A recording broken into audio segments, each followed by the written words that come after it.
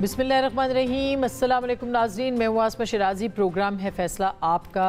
बरसात, मॉनसून, बारिश और जो बादल फट रहे हैं ये अब एक नया फिनोमेना है, बल्कि यूँ कहिए कि पिछले कुछ अरसे से पाकिस्तान के अंदर ये एक ऐसा इम्तिहान है पाकिस्तान के लिए जिसकी कोई मिसाल नहीं मिलती। और पाकिस्तान सर फहरिस्त है उन ममालिक में, हम रोज़ आपको बताते हैं, जो माहौलियात के एतबार से बहुत ज़्यादा हसास है और टॉप ऑफ द लिस्ट है इस वक्त पूरी दुनिया में, जिसके ऊपर ये कुदरती आफात आ रही हैं। आज भी आपने देखा कराची के अंदर, यानी गिलगित बल्तिस्तान की बात करें, हम खैबर पख्तूनख्वा की बात करें या फिर अब कराची की बात करें, जहाँ पे सड़कें जो हैं वो एक सैलाब का मंजर पेश कर रही हैं। और ये अनयूजुअल है, यानी अगर कहें कि ये गैर मामूली है तो ये गलत नहीं होगा। ये बारिशें, ये स्पेल और अभी कुछ और स्पेल भी मतवक्के हैं। सो एक तो आपने अपना ख्याल रखना है, अपने इर्द गिर्द लोगों का ख्याल रखना है और ख़ास करके इन्वायरमेंट का भी ख्याल रखना है और इससे कुछ सीखना चाहिए। इसके ऊपर बात होगी कि ये कितनी बड़ी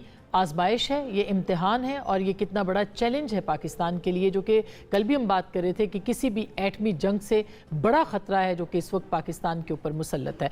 दूसरी जानिब नाज़रीन, एक बहुत अहम ख़बर जो थी वो कल उसके ऊपर बात होती रही और उससे पहले भी हुई, क्योंकि ब्रसल्स के अंदर जो सुहेल वड़ाई साहब पाकिस्तान के नामी गिरामी सहाफ़ी हैं, कॉलम निगार हैं, क्या खूब लिखते हैं। उन्होंने अपने कॉलम लिखा और उस कॉलम को का एक तासुर ये गया कि उन्होंने इंटरव्यू किया है, 2 घंटे की तवील उनकी नशिस्त हुई है आर्मी चीफ के साथ और उसमें माफ़ी की बात की गई थी और ये कहा गया था कि अदालतें जो इमरान खान साहब हैं वो अगर माफ़ी मांगेंगे तो बात आगे बढ़ सकती है और मसालिहत की बात जो है वो की गई थी। ज़ाहिर है कि ये एक बहुत बड़ी ख़बर है और ख़ुद आर्मी चीफ़ के मुँह से आना, यानी उनके कहे हुए अल्फाज जो हैं वो बहुत अहमियत रखते हैं। लिहाजा इसके ऊपर कल भी बात हुई थी, आज भी हमने मुख्तलिफ़ लोगों से रब्ता किया, ख़ुद सुहेल वड़ाई साहब से रब्ता किया, मगर उनका नंबर मुसलसल बंद है और उनसे कोई रब्ता नहीं हो सका। लेकिन उसके साथ साथ फिर हमने कुछ यूरोप में कुछ लोगों से बात की है जो कि उस जो शुरका थे उस इजलास के, मीटिंग के या उस इवेंट के, जो कि एक ऑफ द रिकॉर्ड सेशन था या एक ऑफ द रिकॉर्ड गुफ्तगू थी। और उसके बाद हमने सिक्योरिटी ज़राए के साथ भी बात की है, जो कि जिन्होंने हमें तस्दीक की कि कोई इंटरव्यू नहीं हुआ है और इस इंटरव्यू के अंदर जो या इस गुफ्तगू जो सारी थी वो उस इवेंट की गुफ्तगू थी जो कि 2 घंटे हुई है। हो सकता है कि जो 10 मिनट उनकी एक इमरान खान के हवाले से कोई सवाल पूछा हो तो उसके ऊपर जवाब मिला हो, लेकिन ये जो इंटरव्यू का तासुर है ये बिल्कुल नहीं है। और ये भी बताया गया सिक्योरिटी ज़राए की जानिब से कि ये वही मौक़िफ़ है जो कि इससे पहले भी मिलिट्री इस्टेब्लिशमेंट का रहा है कि माफ़ी मांग ली जाए लेकिन उसका फ़ैसला जो है वो अदालतें करेंगी और सज़ाएँ जो हैं वो बरकरार रहेंगी अगर सज़ाएँ होती हैं और अगर शवाहिद मिलते हैं। तो एक तो ये कि अदालत के ऊपर है कि फ़ैसला किया जाएगा, डील का कोई तासुर और जो मामला है वो मौजूद नहीं है। ये भी बताया गया कि डील भी कोई नहीं होगी और बल्कि यहाँ तक कि इमरान खान साहब के हवाले से ये भी कहा गया कि जो भी बात वो करना चाहें वो सिर्फ सियासतदान उनसे बात करेंगे और उनका सियासतदानों के साथ ही उनकी बात करना बनता भी है। ये भी कहा गया कि जो भी मामला था 9 मई का, उसके ऊपर अगर कोई एहसास या माफ़ी मांगी जाती है तो इसका मतलब ये नहीं है कि जो अदालतें हैं वो उसके ऊपर सज़ाएं ना दें। तो ये काफ़ी अहम मामलात हैं जिसके ऊपर देखना है कि आगे जाके किस तरफ ये मामलात बढ़ते हैं और इसको किस नज़र से देखा जाता है। बहरहाल क्योंकि बतौर सहाफ़ी ये एक बड़ी बहुत अहम ख़बर है, लिहाजा इसके ऊपर हर ज़रिए से बात करना बहुत ज़रूरी है, क्योंकि कल हमने इसके ऊपर प्रोग्राम भी किया, आज भी इस पर बात करेंगे।